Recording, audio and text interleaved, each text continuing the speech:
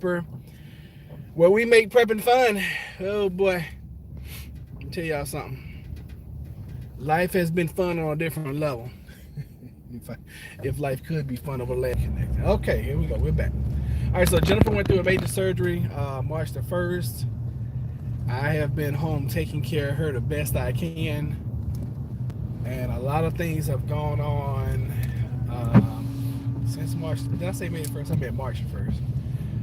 A lot of things. That's how messed up I am. Hey, good morning, Ashley. Yeah, a lot of things have just gone on. Good morning, Jean.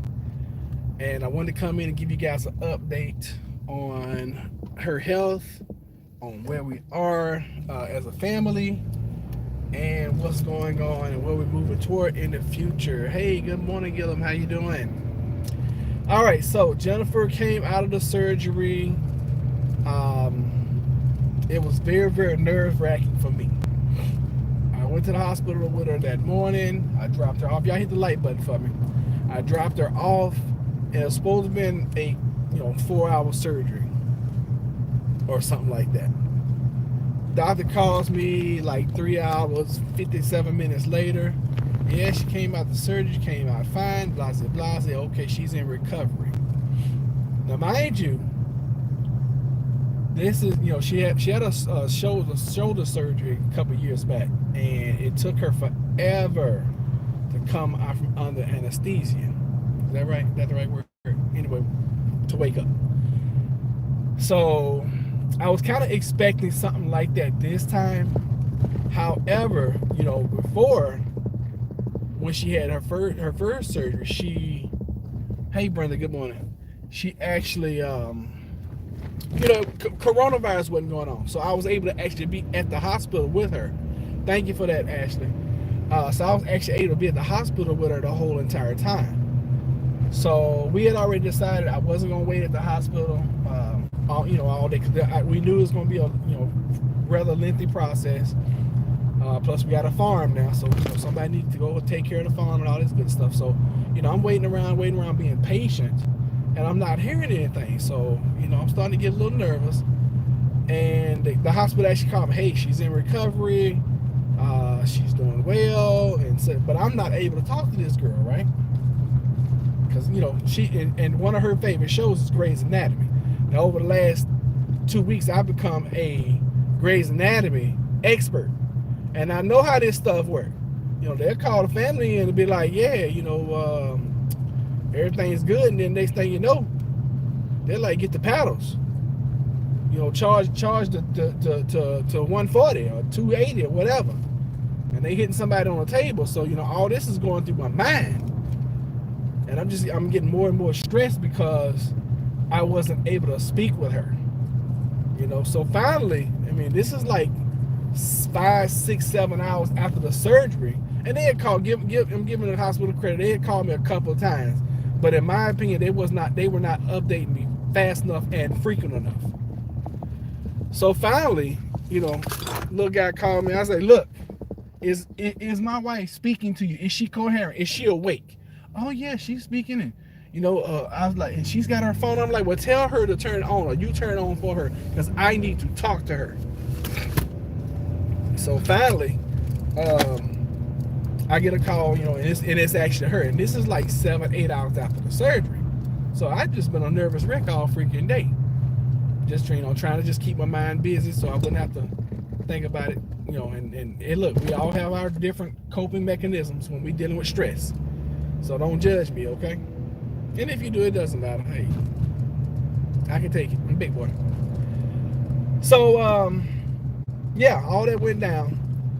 So fast forward, she had to spend the night in the hospital because she just, and I was getting conflicting reports because the doctor told me one thing, then the nurses were telling me something else, and then they come back and change it again. So, when I talked, she's like, yeah, I'm going to stay overnight because she had some pre-existing conditions that she was concerned about. And I was like, oh, hell, is she concerned? And I'm about to go crazy. So I went up there, I finally got to go see her and everything. I stayed with her. She was still groggy, to be expected. So we sat down and we were going to watch a movie together, but that didn't happen because the movie ended up watching her, and I ended up watching her watch the movie, or watching her let the movie watch her. Anyway, so yeah, she stayed the night overnight. She got it, got up the next morning. She was feeling much better the next day.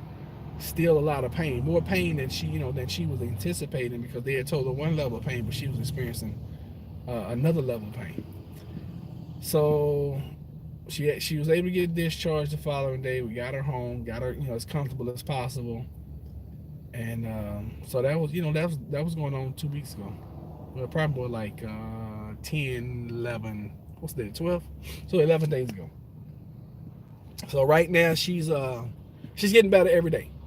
The last couple of days she's been out in the yard actually doing some work around, feeding the chickens and taking care of the turkey and all that kind of stuff. We got a goat now. I don't know if y'all know that, but we got a goat. He's crazy. So she's actually been able to get outside, and and the weather has broken and it feels like spring now. So it's getting nicer out here in Virginia. So we've been able to just go out and enjoy the property a little bit more and walk around and walk the property and all that kind of stuff. And she's like I said, she's getting better every single day. Thank you, Fallen Skies. I appreciate that. So thank you guys. The reason why I wanted to come in, I was getting so many emails from you guys. I felt there was a necessity to come in and update you guys and let you guys know that she's doing well. She's recuperating nicely. And I have tried my best to do the best I can in taking care of her. And hopefully I did a good job. Hopefully. So that's where we are as far as Jennifer is concerned.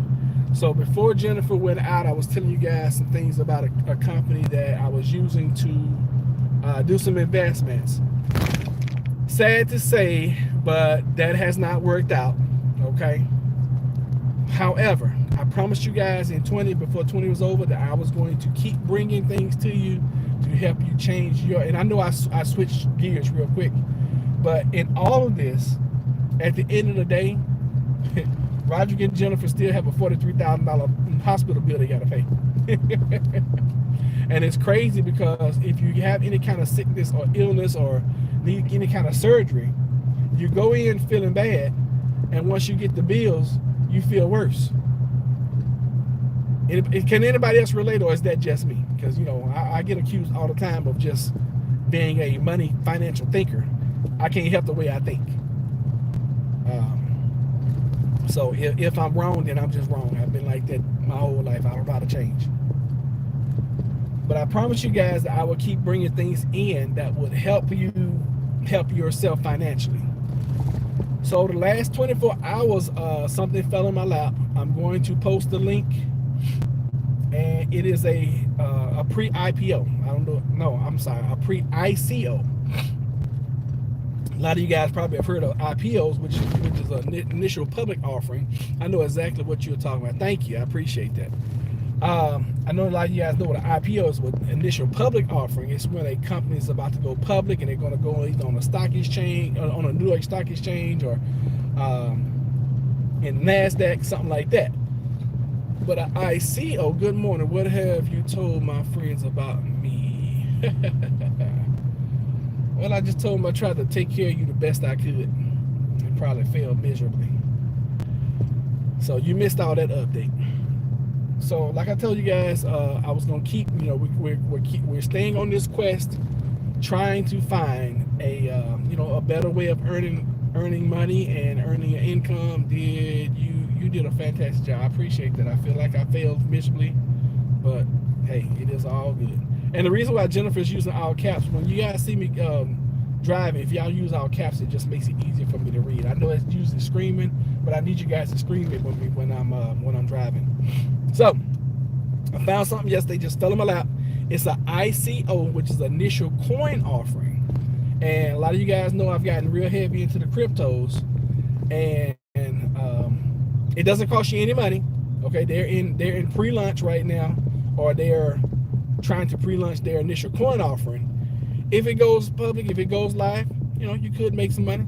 And if it doesn't, guess what? You didn't lose anything but a few minutes of your time. All it is, you get the link, you sign up, and you start mining the coins on your phone. And I thought that was pretty neat. I was like, oh, that's cool.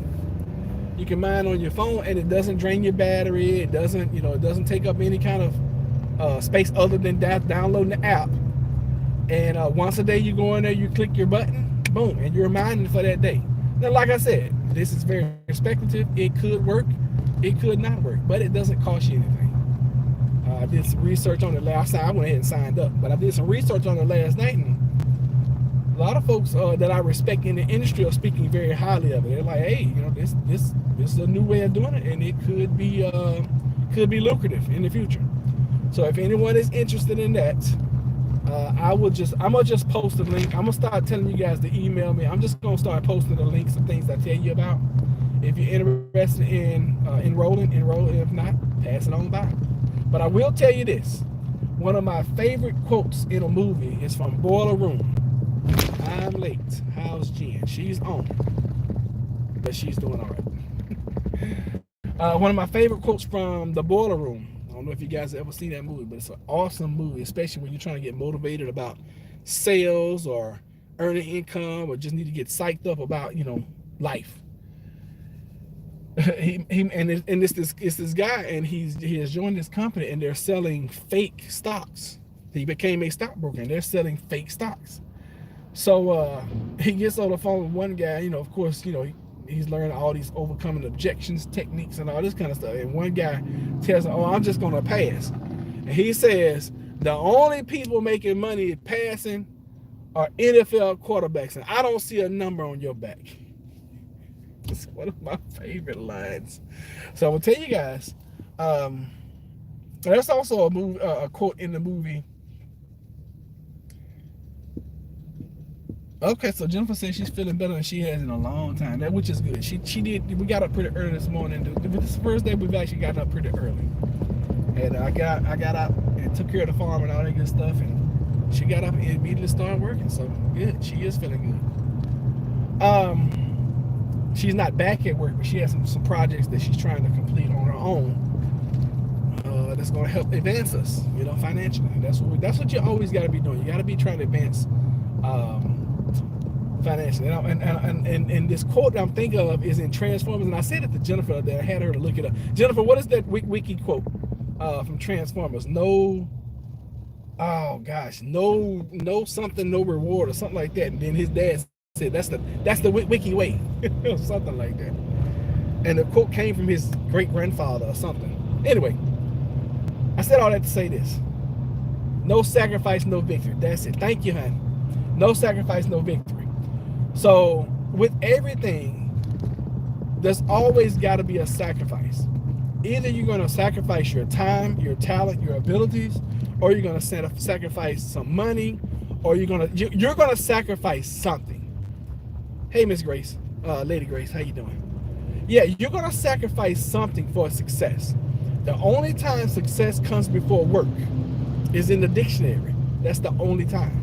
So there's always got to be a trade-off. There's got to be a trade-off to get to the next level. And I'm speaking on finances right now. TLC Lord Hi, Jen. Okay. You have to be willing to make some sacrifices. You got to be willing to make some moves. You got to sometimes be willing to make some big moves, and sometimes they don't work out. I don't have a crystal ball. Trust me, if I had a crystal ball, and I could be like, hey, this is the opportunity, do it right now. Now, I will tell you this: if you don't have Bitcoin, you're in trouble. If you have not invested yourself in some Bitcoin, you have almost missed the boat. Not yet, but yeah. And I presume if Bitcoin don't hit 60K today, it's definitely going to hit it over the weekend. Well, I'm not going to say definitely, but I have a strong inkling that BTC, Bitcoin will hit 60K in the next 48 hours. I mean, it's right there. It's right there at it. And I think when it hits 60K, I think it's going to shoot past it. I'm looking at like 65, and then we may see a pullback. But if we hit 65 and then we pull back to like 57 where we are right now, I'm still good. I'm like, yes. Because a lot of you guys know, last summer, when I was selling the Bitcoin course, I went kind of heavy in Bitcoin and cryptocurrency, not just Bitcoin, but cryptocurrency. I'm more heavy in Bitcoin than anything else, because that's the granddaddy of them all. That's the one that started everything. So you gotta pay tribute to the one that starts everything. You got to. If not, you're gonna be in trouble. So I would highly, and in anything that you hear or think you learn or are taught on this channel, treat it as entertainment purposes. We are not financial advisors or planners or anything like that. We just kind of tell you some of the things that we do. All right, some of the things that we do. So, like I said, if you're interested in the app, and if you can't wait till I post, because it's gonna take me several hours to, this go live and me go in and kind of do some editing and all that kind of stuff. So if you want that app that I was talking about earlier, where you just can mine some, and it's called, well, I'm not gonna tell y'all what it's called because y'all will go look it up, and then I won't get my credit. So if you're interested in that, simply, and I think Ashley, I sent it to you already. Simply, those that have my number, text me, and I can shoot you a quick text. If you have the email, which is plant-based homestead prepper, shoot me a quick email and I'll just shoot it back to you. Simple process. Even Jennifer signed up. Y'all know it's got to be doggone something if Jennifer signed up. I asked her to sign up and she signed up. Normally she don't sign up for anything, and she's on it. She'll tell you I'm telling you the truth. That girl don't sign up with anything with me. She's like, you got it. So anyways, we found out that our turkey needs a girlfriend, y'all. He had gotten so mean over the last few weeks, and he looks just like that. That's what made me think about it. He's gotten so doggone mean over the last couple weeks. We didn't know what was happening with him. We thought we was gonna have to, I don't know, put him down or something, eat him. And our sellers came over. Well, our seller came over either yesterday, day before. I think it was day before yesterday. I never sent the link. Okay, I'll send it to you. I'm sorry. I don't want to get fussed out. So she came over, and the turkey was doing some kind of little crazy dance in front of all the chickens. And she's like, oh, he needs a girlfriend. And I had told Jennifer that before, but she wouldn't, she don't listen all the time. It's all good though. So anyway, I gotta get in here. I'm gonna get some gotta get a few things. I'm at my least favorite place, Lowe's. And I'm going to get some stuff. So thank y'all so much for being here. I appreciate y'all. Thank y'all for all your prayers, and thank you for all your concerns about our family while we were going through what we were going through. So I appreciate you guys. I will check with y'all later. Send y'all some love. Y'all be blessed.